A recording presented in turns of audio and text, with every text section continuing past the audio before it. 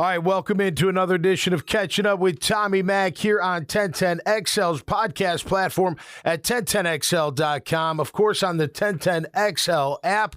We are live on Facebook as well, and then shared all over the world, the universe of other podcast platforms and social media. So check us out, of course, on the 1010XL YouTube channel /Jaguar. So it is a specific Jaguar channel. So go there and subscribe, and you can see all the great content that is done right out of these studios at 1010XL. My show brought to you by Team Tommy Mac. They're my friends, man. My friends are your friends, too, and you can trust them just like I do, and they're always there for you. A group of small businesses that I am honored to endorse, and I'll tell you about them a little bit later on. Of course, today is a big day in the National Football League. Cut down day. You got to get down to 53 players by 4 p.m.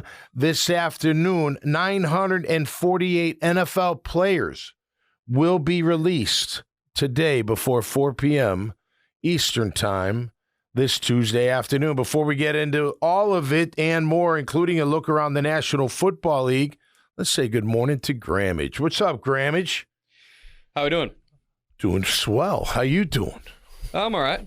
It's college football is back. College football's back. I did watch Florida State and Georgia Tech a little bit on Saturday. I had to clean out the garage a little bit as well. Man, my Boston College helmet is just cracking into pieces, man. I don't know what. I tried to throw it out, and I didn't, and my wife reminded me later that day. She's like, that's the second time you tried to throw that thing out. I just can't throw it out, man. I don't know. So I put it in a little thing, and then I put the face mask on top of it. It's just sitting on a shelf. Who knows what will happen to it down the road. But today, obviously, a big day in the NFL with the cutdown day. And, I should add college football. I'm going over to Tallahassee with my wife and two of my daughters for the Monday night game against Boston College. So that's going to be fun. Labor Day night. We're going to spend the night. Is everybody going to be decked out in BC gear? My girls are like, what are we going to wear? I'm like, whatever. I'm going to wear a BC football What do you mean, shirt. What are we going to wear? Well, no, they know they're going to wear BC colors, but they keep showing me these different outfits. Like, what do you think about this? And, of course, it's all on Amazon. Yeah. So, no, I think it's the same colors.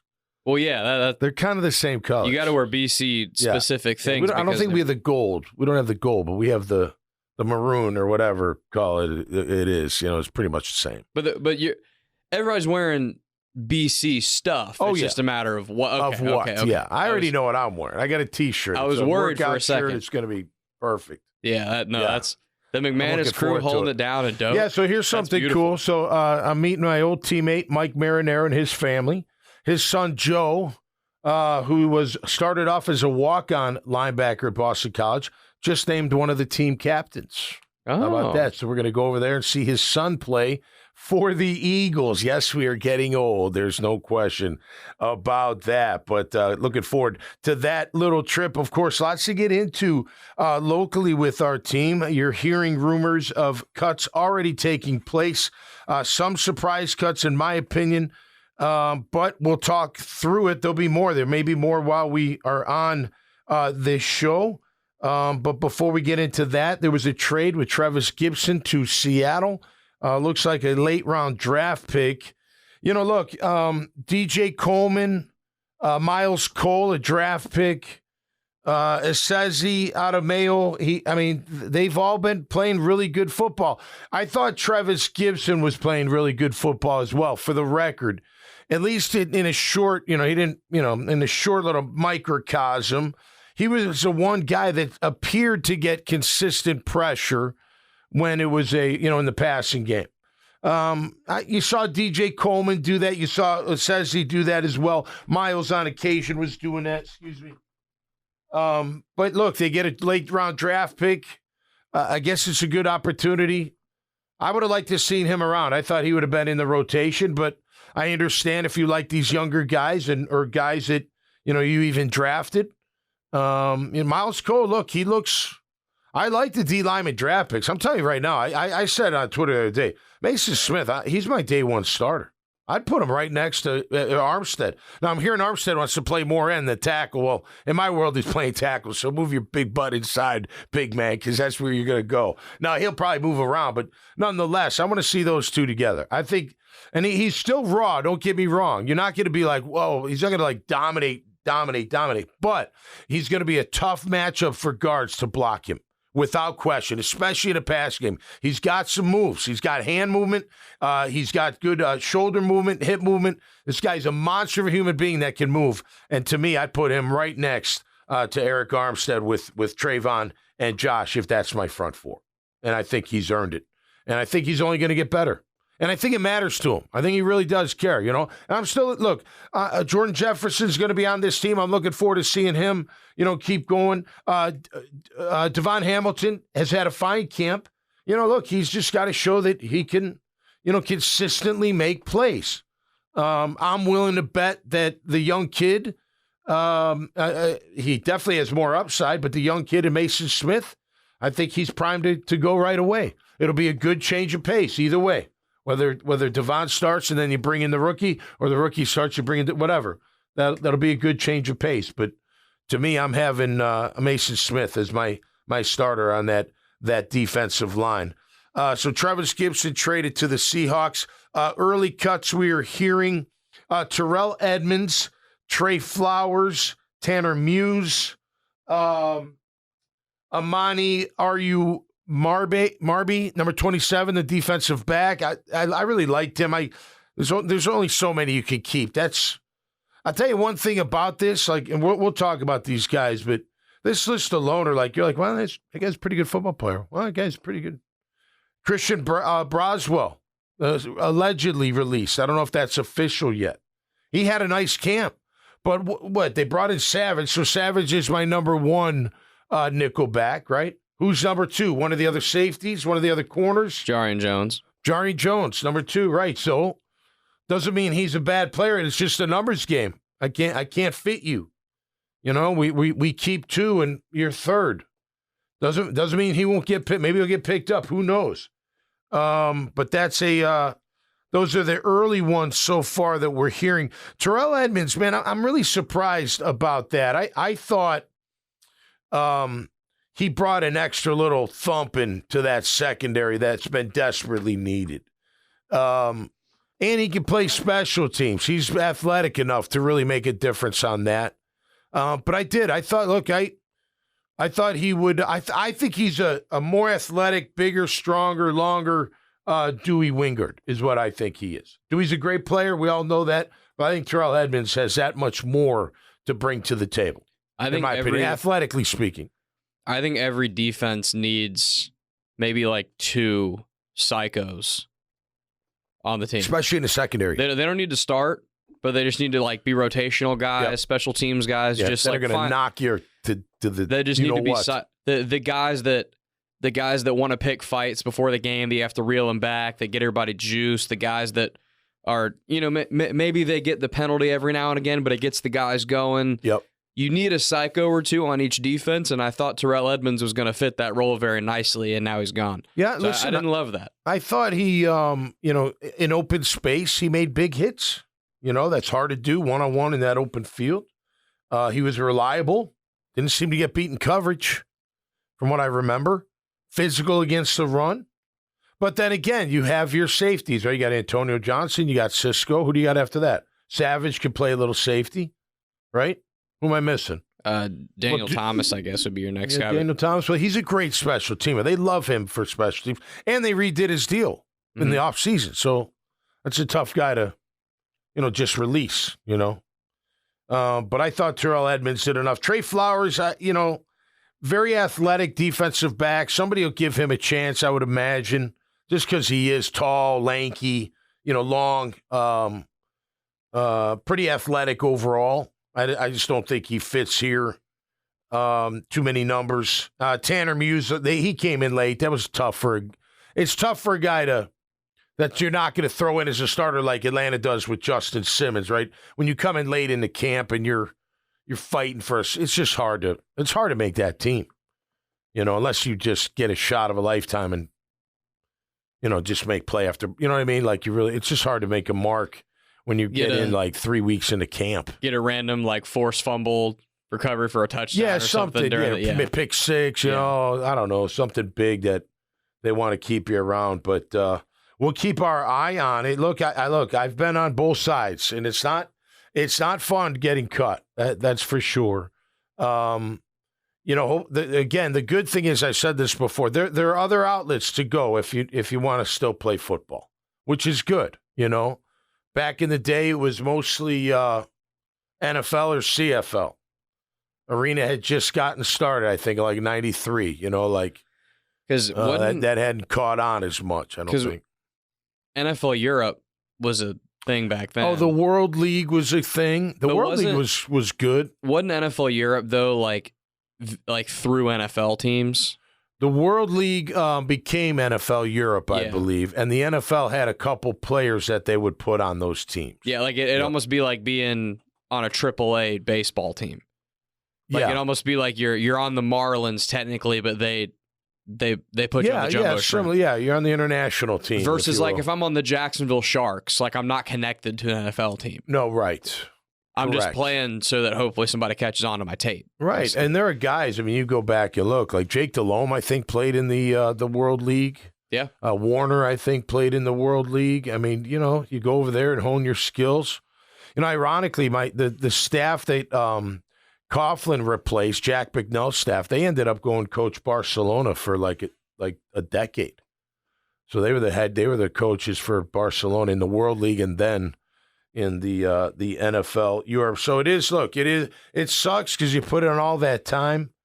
It is tough when it becomes a numbers game because, you know, draft picks will always be in those numbers, high round draft picks especially. Free agents that you paid, guys that you know extended or redid their deal, you're most likely not sending them to the waiver wire. You may trade them, right? But you're not doing that. There'll be more cuts. It's tough. Listen, it was great when I made it. Nothing better than being able to call my parents, collect, back in the day when you could call collect, that I had made the Jags after not making it my first 2 times. So, you know, it's a big day. To all the guys that do make it, congrats. There's not a better feeling in the world. And the guys that don't, man, you know, look, the guy was told, give it 3 tries. You know, if that was your first try, you dust yourself off, go get bigger, faster, stronger, go work on your physical attributes, go work on your game, and go try to, you know, keep playing somewhere, you know, and then give it another shot. You get better. I got taller. It was, you know, I grew after college. By the time I got to Jags when I was 24, like trying out, you know, I turned 25 during that first training camp, working out. I'd grown like maybe 3/4 of an inch. I'd gained like 20 pounds naturally and felt great. Was faster than I ever was. You know, you never know. You never know. I had to train for it. And then I got lucky with an opportunity and boom. Like, so, you know, here for 30 years. If you had not made it that third time, because you were probably what, 26, 27 at that time? No, I turned 25 the first when you made it. Training camp. Okay, so July. Okay. So 1995 I turned 25. If you had not made it that time, would you have gone and tried CFL? No, that was my third try. I'd have been done. I'd have moved back to Boston and used the Alumni Association to give me a job again. They did it one time before I had a job, and then I, you know, got the tryout offer. So I actually helped them get a friend of mine. He took the job and lasted for 10 years. So that's a great story. But I would have gone back to my life would be totally, completely different. Completely different. And it's funny, you know, look, not to get too sentimental here or, you know, too deep, but, you know, you think about when I get this phone call, it's out of the clear blue sky. You know, I had already not made, I got cut by the Saints. I went all through that training camp. And then Washington didn't sign me the next summer. I was pretty much done. And then I get the call. And I could have said no. Like, come on. Like, really? I haven't played in 2 years. You're not going to keep me. You want me for camp body, yada, yada, yada. But I didn't. I said yes right away. My gut, the Holy Spirit told me to say yes. So I did. And I called my father right away, and him and my mom were like, come on, let's go. They went down to New Smyrna Beach, and trained like crazy, just ran and lifted and swam and stretched and did all types of stuff just to make sure I was ready, and ended up, coming up here and running a good 40, having a good workout, and next thing you know, you sign me. How your life can change with one decision. Think about that. That's why I'm so grateful to Jacksonville, man, because I met my wife here. My kids are from here. This is my home. I'm not from here. I love Chicago and where I grew up and all that, but I've been here longer than anywhere, my whole life. And I love it here. You've buried the lead, Tommy. What? You've buried the lead. Yeah. We wouldn't have catching up with Tommy Mack. That's right. I mean, that's the most important thing. I mean, you're right about that. Family and all that. That's catching up with Tommy Mack. That's right. That's right. Well, listen, man, I'm happy to be here, and I hope everybody gets a shot somewhere if they don't make it today. All right, looking back at the Atlanta game, I did watch it. I rewatched it. Just the first half. My apologies. I did not get into the second half. I do have to make a correction because I've really watched the offensive line. Ran it back a lot, and it's on DirecTV, so it's not it's fine. It's not that difficult, but it's not like it brings you right to the Fire Stick somehow brings you right to the next play or back to the next play. The Xfinity's a little bit different. But anyway, I watched the offensive line. I have to correct this statement. I said on Jaguars today that I didn't think Ezra Cleveland was a physical offensive guard. I thought he's more of like a very athletic, obviously he's tough, but athletic, more of a finesse, get in your way type guy. Well, I really watched him the other night, man. He's pretty physical. He was knocking linebackers on their asses and more than once. And it was just kind of boom, and they'd go right down. It was pretty wild. And he was physical at the point of attack on that one run that ETN had up the sideline. I don't know what tripped him. Someone shot him in the foot or something. Something went down. Hopefully that doesn't happen in a real game because that looked like that would have gone for a long gain if he could have kept his feet. But Ezra made a nice block, turned the guy at the right time, gave the back the hole. That was one game or one half, but he looked pretty physical to me. Morse did too.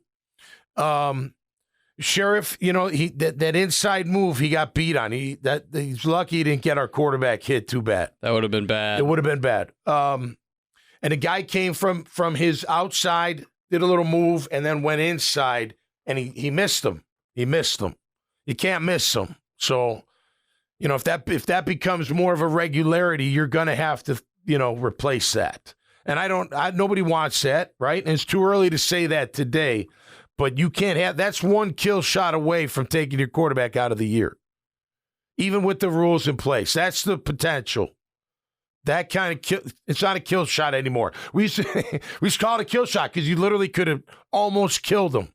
He's not seeing you. Your guy misses a block, and you got a full head of steam to the QB. You know what I mean? That impact, you're putting him out of the game. We've seen it. Chris Jones, Nick Foles. That, and it's coming right at you, not around the end, right in front of you. So, I mean, how many of those hits did Trevor take last year? A lot, too many. Look, I don't know where you go with guard if it's not Ezra and Brandon. I don't know where you go. Like. Everyone says Cooper Hodges. Look, I think Cooper Hodges is a great prospect. I don't think he's ready to take on a starting defensive lineman in the NFL. I don't. I'm not saying he'd get beat all the time or anything like that, but I don't think he's quite ready just yet. That's my opinion. So who's next? Blake Hance? Probably. Or what do you think about Blake Hance? What kind of I don't know? Give me a definition of him or a little analysis. What would you say? C minus. Yeah, he's okay. He's not bad, but he's not. Can he handle the rigors of taking on a defensive tackle? If Blake Hance is in the game and they're playing a team that I know has one of the better D tackles in football, we're in trouble.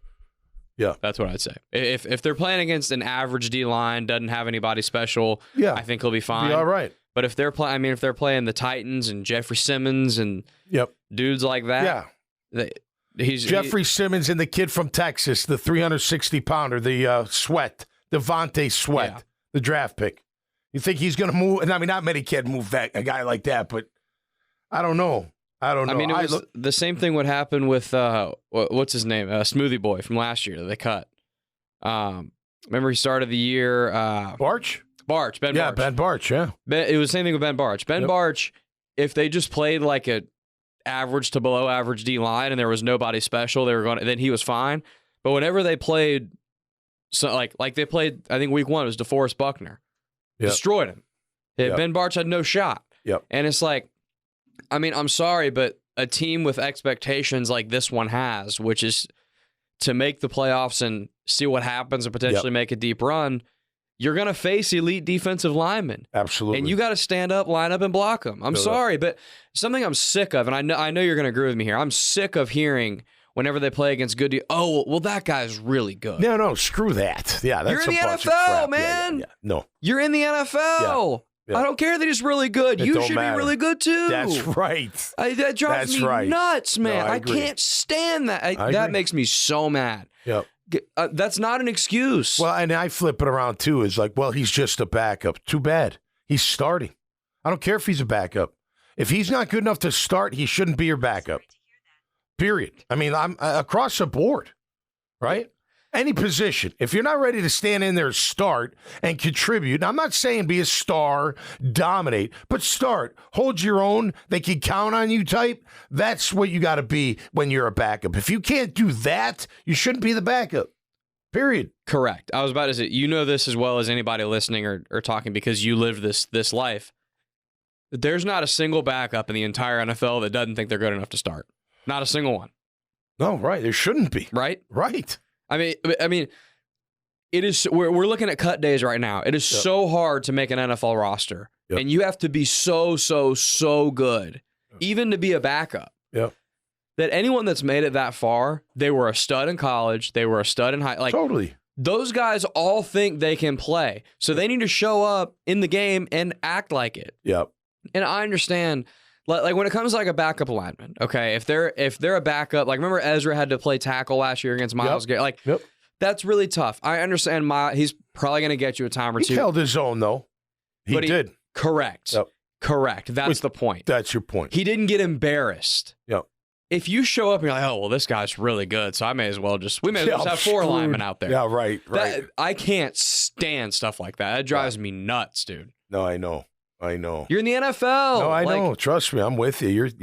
You're speaking my language, brother. This is not like Samford playing Alabama. Yeah. You know what I mean? This is the NFL. All 32 teams have talent. They're all damn good. Yeah.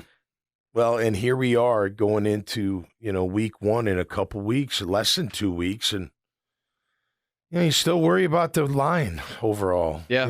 Not as much, at least for me, because I did feel a lot better by left guard play. I really did. I watched it pretty intently. I thought Morse did really well. Morse, look, and I don't know if he's, I shouldn't say he's saving it, but man, when he's gotten bull rush, like even in camp, and it's hard to, like when the guy's a lot bigger than you, right? And he's a big guy. He's not small. He's a big guy. The bull rush is tough, but you have to anchor. All the linemen are like, Tommy knows what he's. You got to anchor, which means your feet got to be planted and you got to sink your hips and be lower than that guy. And that's how you can control him better than being eye to eye. He's going to run you over, right? So I'm wondering if he just is like, all right, in game time, real game time, I'm going to dip and get lower. He's going to have to because it's happened in camp too. I mean, Devon Hamilton, I saw him a couple of times. And now, granted, one-on-ones practice, but he did. He had trouble with the bull rush. So I'm not expecting that to be happening during the regular season is what I'm getting at. Sheriff, I think he's physical. He is. I know he is. I don't know what happened on that one. The guy, maybe that's the weak. Maybe that's what linemen know about him. The weak part of Sheriff is that inside hand. I don't know. Maybe. He just missed him. I don't know if he dipped. He didn't really dip his head. A lot of times you try to hit him and dip your head and they don't hit you and they go around you. You know what I mean? But that just can't happen. I don't care what the reasoning is. That can't happen. That coming up the middle stuff's got to that's got to be done. You got too much invested in your quarterback to leave that be a weakness. And it's not just the fact that it's leaving a lot of room for Trevor to potentially get hurt. It's the fact that you're screwing up the offense. Like, well, yeah, Trevor can't. right. But he can't step. It's the same thing last year. It's like take away his first read. Why is that a thing? It's because by the time he goes to his second read, Trevor has to get out of dodge. If he steps up, he's going to get killed. Or he throws it without fully stepping up because he has to. Right. It's either get out of dodge or he's got to throw it quick, which means he's not doing his full motion. He's doing bad. His footwork's probably off. His throw's probably off because of it. That's why it's so important to keep that pocket. When he had a clean pocket against Atlanta, he was dangerous. He threw some nice balls the other night. Even when, that throw, the throw he made to, I believe it was Parker Washington. Yeah. And Parker was going left, the deep throw. I think it was the same throw that Scherf missed. It was that throw, I'm pretty sure. I think it was the same play. I think you're right. Because they also got a roughing the passer. That's right, they did, because he hit him low. Yeah. I mean, Trevor wasn't able to step into that throw. That was basically just arm strength. Yeah. And it was a great throw. It was. Down the field, outside, away from the defender, can't get him. Man, he was dealing. He was. And I know his backups, whatever. But, I know. But backups or starters, the ball placement was perfect. Yeah. That's what matters. Oh, right. Well, and look, you could say they were the backups, and what they do, they dominated them on both sides of the ball. And that's what and we talked about this last week, didn't we? They did. You said, I don't want to hear, it's preseason, they're not showing stuff. You got to go in there and kick their ass. Yeah. And that's what they did. They did, yeah. They did. They had nice drives, good play calling, good execution, not too many penalties, if any, at all. Trevor was on point. Running game looked good. The holes were there. I thought the backs hit the holes at the right time. The timing seems good. You keep it in perspective. Of course you do. But look, what do you do when you go out there? You play ball. And you go as hard as you can. And if that ends up you dominating, then, hey, then you dominated. Got in, got out, got the work done. Now it's real. It's going to be real really quick. You got the Dolphins who, look, they've lost some guys in free agency. We'll break down. We'll do it again. We're going to do it every week, by the way. It's going to be so much fun, isn't it? I love the fact that we go Tuesday and Friday. Now, granted, I'd like to go Monday, but it's okay. Tuesday and Friday is good because you review the game that was, and then you're previewing the game in 2 days. You know what I mean? You get done with the game that just finished, and then, boom, here we go. 2 days later, we're into previewing the next opponent. And it's so much fun. So we'll be breaking it down. But I know they lost two big guards interior on that offensive line. Of course, the center who got hurt, he ended up going – he got signed. Connor Williams got signed by somebody. You're talking about the Dolphins line. The Dolphins offensive line. They lost a lot. They still got Armstead, who's a beast, but, they got all that weaponry, but can they keep – I'm going after Tua. I'm going after him. And I'm going to try to get my hands on Tyreek. If I'm McDaniel, which he's really smart. He knows way better. I love his look, by the way. He's been hanging out in Miami too long. I saw that. Is he Cuban? He got a little Cuban in him. He looks like he's been hanging out with some of the Cubanos down there, man. Having a good time, smoking cigars with the banana, what a Panama Jack hat on, Yeah, he looked good. He's cool, man. He's calm, cool, and collected, but he's really smart. And what do you do with a guy that, like Tyreek Hill's, I'm sure he's very strong, but he's little. So if you're up on him, you might have a chance to get your hands on him. If he's off, you're going to have a tough time getting your hands on him. He only needs a few yards to just get a little separation from you. It'll be interesting. I just paid a corner big-time money. To shut his ass down. To slow down guys like Tyreek Hill. That's right. And they got two of them. They got Jalen Waddle, too. I get it. But to your point, with and I've heard things from people down in Miami, from beat reporters and stuff, just on Twitter and things like that, their line has looked rough in camp. Yeah. Because of all the attrition they suffered. And I totally agree with you, man. Those two guards were beasts. Hunt is one of them. Did they both go to Carolina or just one went to Carolina? I'm not sure. Big behemoth guys that can move people. They were good. They were very Carolina good. paid him crazy Big money. Yeah. I think Hunt went there. Yeah. I think Hunt went there. But I mean, I'll tell you this, man. The one way to guarantee that you go down there and lose to Miami is give Tua in that offense time. Yeah. You let Tua hang back there and give him a clean pocket play after play, and you let A-Chain and Mostert get going, and they get 5-6 yards a run or that. Yep.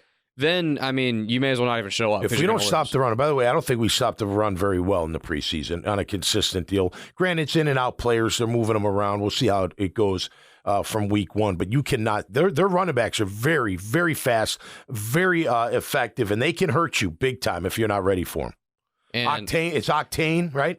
A-Chain. A-Chain, is that his name? Devon A-Chain. That's a cool name. And Raheem Mostert. Yeah. So those guys. 49er. Those guys can play, man. To your point, yeah, those are good backs, man. If they're getting 5-6 a carry, and Tua's getting a clean pocket, they're going to score 50 if you do that. Like, right. You've got to beat them up physically, and I believe that the Jaguars, with everything they've obtained, and the progression of people, they have the D line to do that, especially against a beat up O line Listen, we're going to talk about him a little bit more, but Mason Smith is going to be a nightmare for guards. I'm telling you right now, he's going to be a problem.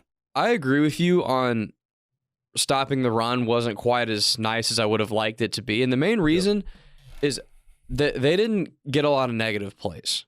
Not a lot of stuff at -2, that kind of thing. Whenever they did stop the run, it was more bend, don't break, which is fine. But especially against an offense as explosive as Miami's, I need some negative plays, Craig. I need sacks.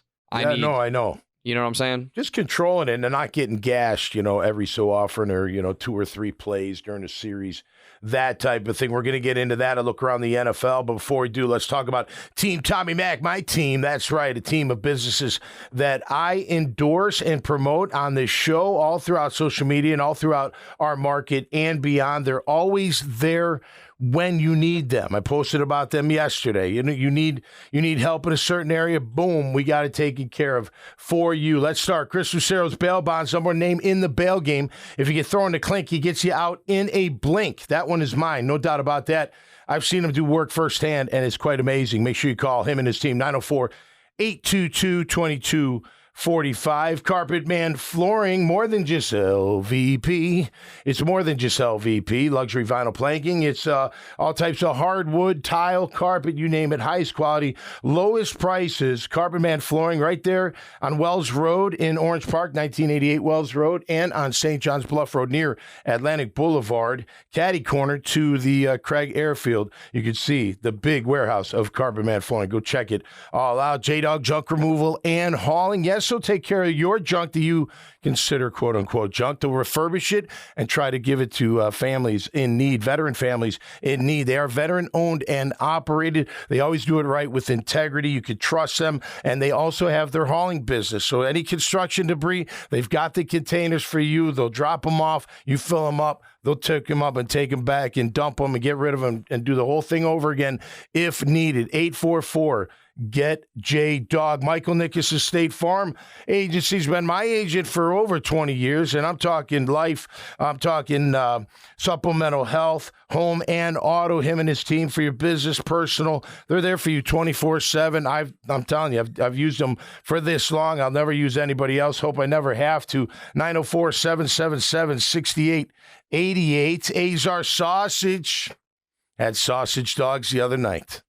Phenomenal. Had a couple hot, couple andouille, and some of the best. They're in Native Son now. They're in Winn-Dixie. I'm telling you right now.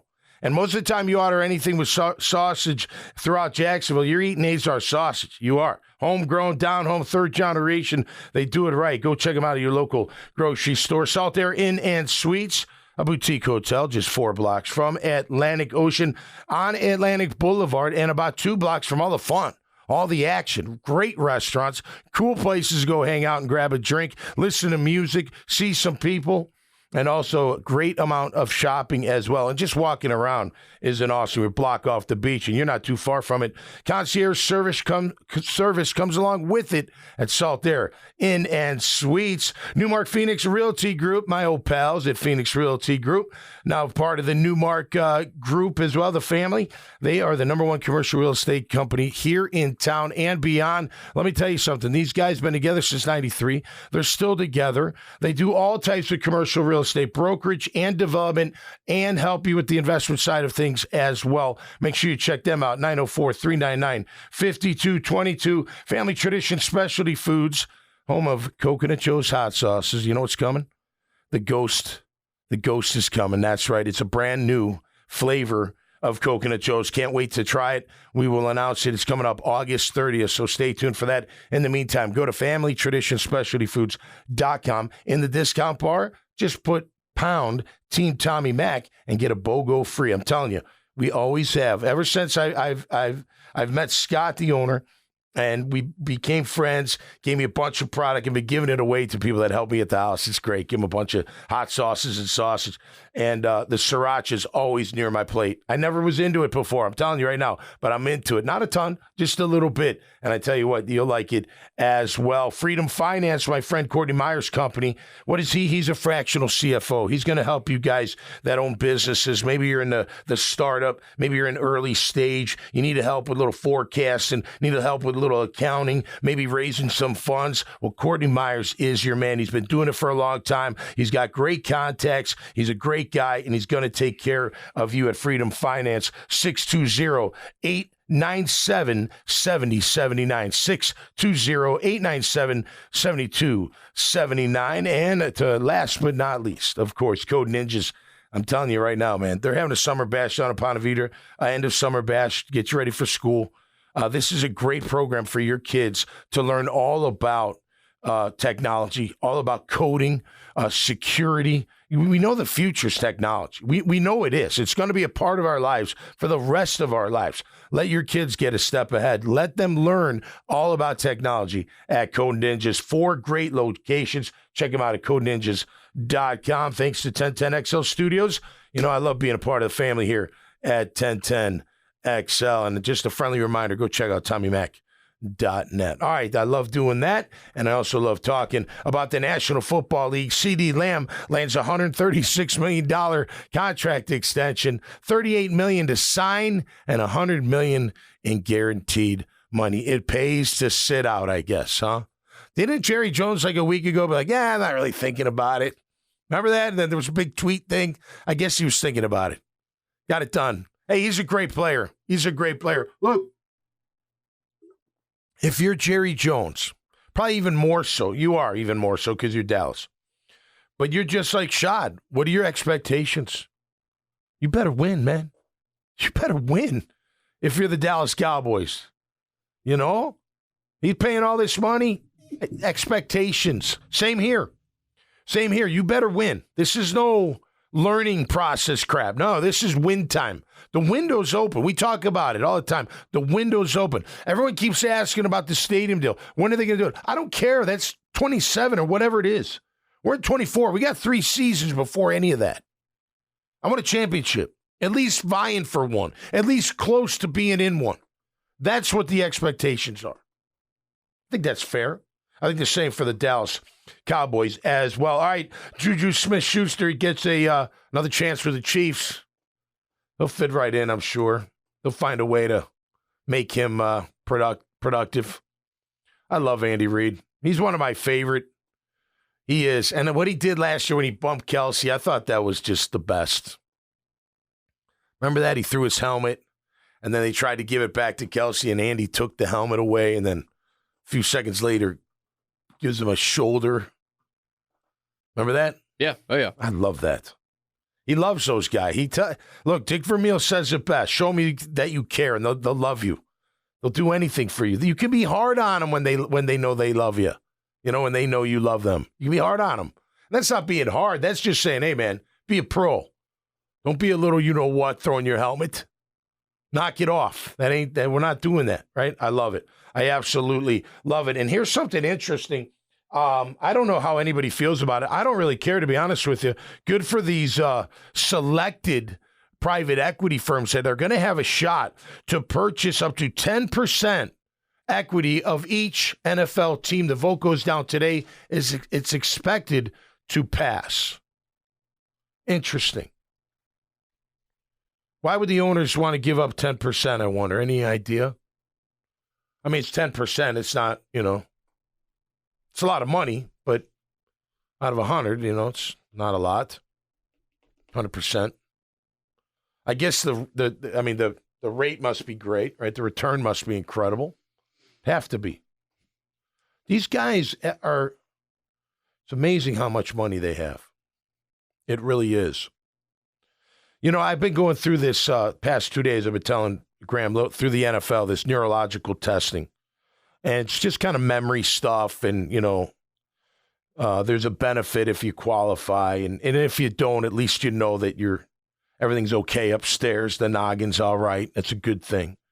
You know, you think about all these things, you know, so like you go into these things and, you know, it's through an attorney and they're just like, look, be yourself, be honest. Don't think you got to act. Just be yourself and it'll work itself out. I'm that way anyway. But I know there are guys that probably go in there and, you know, dumb it down a little bit, yada, yada, this. I'm not like that. I want to get through it. I want to rip through it. And then and this and that. The reason I'm bringing this up is I don't know how many guys are trying for this, but, you know, if and I'm not crying here. I'm not. I think it's a valid thing. With the amount of money these owners have been making over the course of the years, and rightfully so, and good for them, and God bless them. They should have an insurance plan for retired players and their families that we buy into. It's not free. It's not free, but it's not the way it is out there because I just went through it. It's very, very, very expensive. And you wouldn't have to do these programs. You wouldn't have to do all this, you know, this stuff. You may have to do some of them. But to me, it's unbelievable, but there's not a you know, like a universal health plan that former players should be able to buy into. I think that should be on somebody's docket. I really do. I think that would help a lot of families out there, a lot of players. You know, and these look and good for the owners.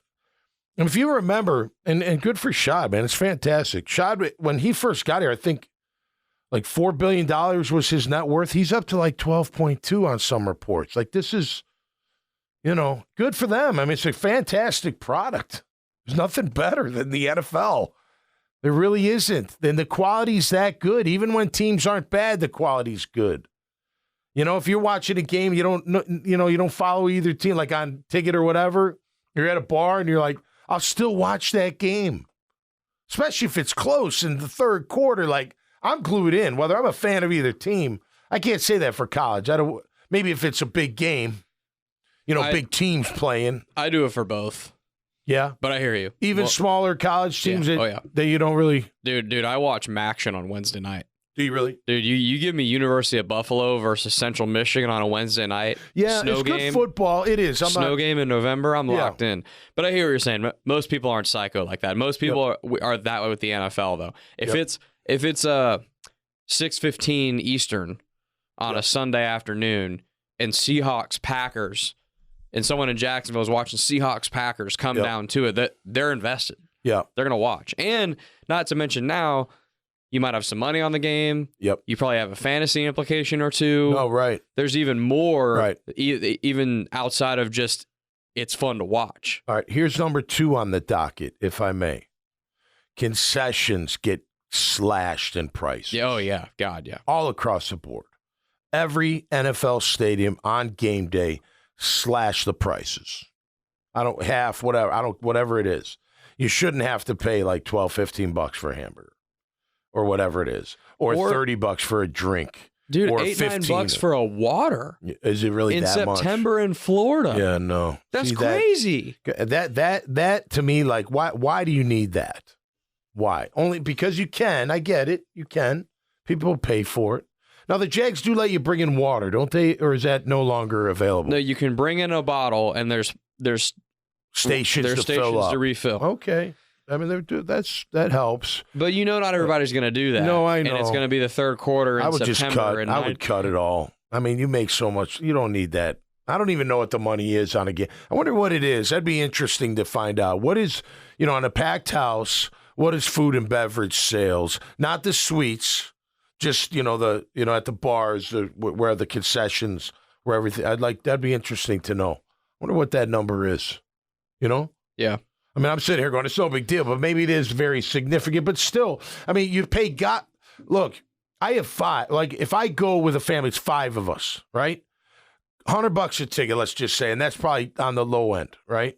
There's 500. And then for us to eat and drink, let's just say we eat, and I don't mean just, drink like alcohol, like soda for my young, just everything. A bottle of water. You're paying, another $5, so it's $1,000 for me to go to a game. Yeah. If I'm paying full freight. That's a lot to ask for somebody, especially if you're not winning. You know what I mean? Because I'm like, no, if they're not winning. No, if they're winning, and that's what's great about Jacksonville. Maybe this is the same for every NFL city, but that's what's great about when everybody wins. Partay, yes. Everybody's happy. Everybody's in a good mood. Yes, spend money. Yes, yeah, we're going to the next game. Are you kidding me? So anyway, look, if you're going by yourself and you meet up with friends, I get that. Like, that's different, If I went by myself, I would be like, yeah, whatever. But I don't want to go by myself. I want to go with my family. I don't, you know what I mean? Yeah. I don't know. I just think those would be two things. Insurance plan for the retired players and concessions slashing prices for the fans. I mean, think about the people that go. I mean, I've never been this guy, and you probably aren't either. I don't go to games and just like drink like crazy. Though I'm not really big into drinking a lot during a game. I've never been because you got to take a leak and you miss plays. Well, yeah, and I like football. I like football too much. I don't want to be hammered and can't even. No, remember. I don't like doing that. Yeah. But there are people that's what they go to games for, and they want to drink the whole time. It's a social event. Dude, looking at those prices, I couldn't imagine the people that just buy drink after drink after drink at a game. That's insane. Yeah, it's a big number. That's crazy. Throw away the fact that I don't even want to drink in the first place, but like no, I'm not doing that, man. Yeah. Yeah, no, I'm not into that either. Plus, normally I have to drive home, so I definitely don't want to do that. All right, the waiver wire will be interesting. We'll see what happens with that in the next couple of days. Hey, if you could scroll Twitter's the best place to find who got cut, by the way. I'm telling you, by the way, I saw the cuts on Twitter and then went to my, ESPN, CBS, and Pro Football Talk. They didn't have any of them, but they were on Twitter. And they were coming from like Schefter and Rappaport and these guys, but they weren't on the website. Maybe it wasn't big enough news. But nonetheless, we'll see if there's more that come in. I'm wondering if Roy Robertson Harris is on the trade market. I like Roy, and look, Roy's been a good player for us. He's been a very good Jaguar. I just think we've got some talent that's up and coming. Mason Smith, obviously, big time. Jordan Jefferson, another guy. Says he can play that position. I really like him out of Mayo. I like him a lot. DJ Coleman's earned a spot, I think. Miles Cole as well. We'll see how it all shakes down. Terrell Edmonds, is it Terrell or Terrell? I'm sorry if I pronounce it wrong. Great player. I wish he was on the team, but he has let go. Trey Flowers, Tanner Muse, Amani Aruware, and Christian Broswell, who's another surprise. I thought, kind of a surprise just because he had a good camp, but numbers game, you can kind of see what's going on. As far as guys ahead of him, it's probably tough to keep them. We'll see what happens with the practice squad. Good thing for a lot of these guys, there's 16 spots in the practice squad, man. It's a good living, and you're playing ball, and you're a part of the team. So it's all a good thing. All right, one thing I noticed on tape on the defensive side of the ball, I want to talk about. A couple of things. One, I got to give a little hats off to Chad Muma. Going into camp, I wasn't totally sold. I still wonder in coverage a little bit, but that'll work itself out. But I tell you this, he's a very smart player. He knows where the ball's going pretty much every snap, and he's typically near or around or making the tackle. Right, I think he's done a good job. He's physical too. He drives people backwards. What's that? He's physical. He's a physical guy. So yeah, I didn't mean to cut you off. No, you're good. You're good. He is. He's physical. He does. He can hit. He can do all that. So can Devin. Devin can too. But I got to talk about Devin in just a minute. But I think Muma's really shown that he's going to give you quality play and a lot of snaps, and rightfully so. I do have to give him credit to Yasir Abdullah, man. I didn't think he was going to make the transition, And by the way, did you see who went out with the first team against Atlanta? Yasir Abdullah was the right stand-up defensive end. So maybe you can play him off the ball and up on the line. You can rush him, use him in different ways. But I got to commend the young man because I didn't think he had a spot on this team. I didn't. Because I was thinking, like, well, if he's not rushing a passer, he's not going to be that. What is he going to be? Well, you know what? He showed that he could play that Sam linebacker, and he made quite a bit of plays. So I'm happy for him. I think he will be on this team. I did see where my man Parker Jr. got let go. I hope someone picks him up or he goes to our practice squad. I think he's got a lot of talent. But anyway, so Devin. We want to start with the positive or not so positive? Start with the not so positive. Okay, I'll start with the not so positive. So, couple times, if not more than twice, he's off the ball in the middle. Ball goes this way, he goes this way. I mean, his reads are like all over the place. I don't even know what he's reading, and I'd like to know. I wish I did know, and maybe I should know, but I don't know. All I could go is by what I'm watching from the side and then the back. I don't know if he's guessing. I don't know what. There was one play. The back clearly was not going the way he went. And it wasn't a stunt. It wasn't a blitz. It wasn't anything. He just kind of ran over there and then stopped and then ran back over and tried to get in on the tackle, which was way down the field. If he read it correctly, he would have stuffed the back right at the line of scrimmage. It was an easy read. So I don't know about that. All right, so his off-ball keying concerns me. Early in camp, he still struggled with a little of the coverage with the crossing routes, being passing off and who you have and that kind of thing. I don't know if that's gotten better. I hope it has. But I'll tell you one thing he's dynamite at, and I mean this. Back in the day, we ran a package called BAT, B-A-T. It was the BAT package. Joel Schmingy was our BAT. Joel Schmingy, big, tall guy. You guys remember Schmingy? He was great. Big, tall guy, long arms, athletic. What he would do, there'd be 3 defensive linemen. He'd run games with each defensive lineman separately. What are games? Like picks. So if I'm the nose and here's the bat, I'm going to hit that guard or I'm going to hit that center. The nose is going to come around me, and then we're both going to go up the field. It frees up the nose on a loop around. Make sense? You can do it from all different angles. That's what a bat does. Devin Lloyd does that tremendously. You're almost like blocking the blocker, basically. Yeah, you're kind of setting a pick. Yeah. Pick and roll, almost, right? And then you do roll. You roll to the QB. And you can do it with the end. You can do it with the nose. You can do it with any one of the defensive linemen. He is really good at getting pressure because he was in the quarterback's face quite a bit. I like to see more of that. I think he can blitz from the inside. And I'll tell you one thing you could do. You don't want to do it all the time. But if he's having trouble with keying and all that, blitz him. Just tell him, you got the B gap. Like, go into the B gap. Blitz. Keep it in between the B's, the A's and the B's, the gaps. Don't make it too far out there. But make it simpler for him. Because he's big. He'll hit you now. He can thump a little bit. I question him a little bit in coverage, but I'm telling you what, right now, you want pressure, he's up there on the line of scrimmage, in my opinion. He looked really good the other night doing just that. And kudos to Ryan Nielsen for figuring that out. Because we've been kind of waiting for that, I think. Like, what do you do with Devin Lloyd? I'm not saying that you're going to do that every single time, but that's going to be a, part of it. And I think he's very good at it. Very good at it. So, good for him. Good for him and good for Chad Muma.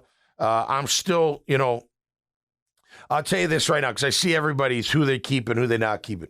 If Cole Van Lanen is let go, there's some political stuff happening. There's something, whoever's there's no way you could tell me. And I watched him again. I watched all the offensive line again. I didn't watch the second half a ton, but they played a lot in the second quarter. Wasn't perfect. He got beat once. I know that. But I think that was the only time. If he's not, now granted, you haven't played him at guard. I understand it. I think he could play right guard, in my opinion, whatever. He's at least your number 7th best offensive lineman right now, in my opinion. Without a doubt, he's at least, he might be, I'm willing to say, you know what? Walker Little, stay at left tackle as the backup. Cole Van Lanen is my right tackle backup. I think Cole Van Lanen's a better right tackle than Walker Little is at this point. I don't think he can play. I don't think Cole can play left tackle, so I'm not saying that. But I think he's perfectly built for that right tackle position if you need him. I think you could slide him into right guard, and he could do some damage next to Anton and Mitch Morse. Obviously, that doesn't look like that's happening, so maybe I'm wrong there. But he has shown that he can move people, he finishes blocks, and it appears to have the right temperament for that mauling type of player that he appears to be. So I think if you do release him, he'll get picked up, and hats off to him wherever he goes, and we'll hope the best for him, aside from when he plays our Jaguars. But I think he had a really good camp. And it's not just the games, being down there and watching number 70, he stood out. He did. He stood out at that right tackle position. So it'll be interesting to see how they all shake down. It's 10 after 11 right now. They have till 4 p.m. For the cut downs to get down to 53. I know Grammage is on the wire trying to see if anything's going down. It doesn't look like anything new. But stay tuned, of course, 1010XL all day long on the radio dial. If you're not from these parts, 1010XL.com. Take you right in there, the 1010XL app. Take you right into listening to them. Right now it's Jaguars Today with my old teammate, my good buddy, Jeff Lageman, who does a great job breaking down film and talking about players. So make sure you check out 1010 all throughout the day. I want to thank Team Tommy Mac. Love your support and appreciate your friendship as well. And you're making a ton of friends out there because all these great people that listen to this show know that any friend of yours is a friend of mine, no doubt about that, and vice versa. Grammage, thank you. Appreciate you. We'll see you next time here on Catching Up with Tommy Mac. We'll be back on Friday to get you ready for just the last weekend of no NFL regular season, right? Regular season right around the corner. Looking forward to that. Till next time, stay safe, be cool. We'll see you right here on Catching Up with Tommy Mac. Peace.